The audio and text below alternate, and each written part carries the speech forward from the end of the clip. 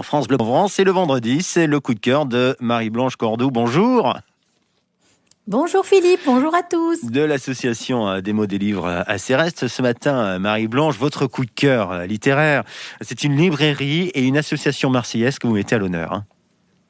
Oui, en effet Philippe, alors l'événement a eu lieu hier dans la librairie Prado Paradis avenue Mazargues et c'est l'association Parlez-moi d'un livre de Laurence Guglielmo ainsi que François David, l'organisateur du Festival du livre de Marseille, qui ont tous deux organisé une séance de dédicace de Marek Alter.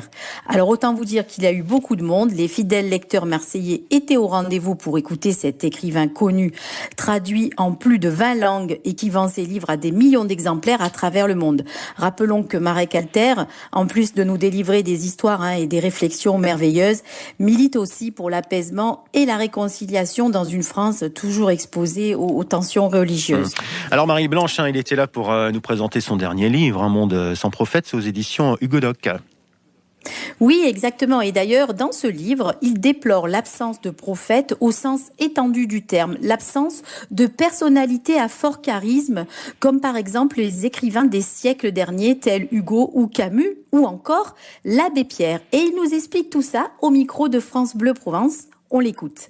Je me suis demandé pourquoi aujourd'hui nous n'avons pas des personnalités qu'on aimerait suivre ou écouter ou échanger. Il n'y a pas personne. Et j'ai relu l'histoire de l'humanité et je me suis rendu compte que ces hommes et ces femmes qu'on appelle les prophètes, ils ont existé, ils sont nécessaires parce qu'ils nous réveillent. Quand l'abbé Pierre va à la radio RTL, en passant, il voit des gens mourir dans la rue, qu'est-ce qu'il fait? Il pousse un cri, au secours! Et il réveille la France. Il n'y a plus personne pour nous réveiller. C'est pour ça que j'écris ce livre, pour que les gens réfléchissent pourquoi ils sont obligés de mettre un réveil matin. Merci beaucoup. Voilà, je rappelle le titre, Un monde sans prophète de Marek Alter, un écrivain, un prophète de la littérature, et c'est aux éditions Hugo Doc et disponible dans toutes les librairies. Merci pour ce joli coup de cœur, Marie-Blanche. Je vous souhaite un bon week-end.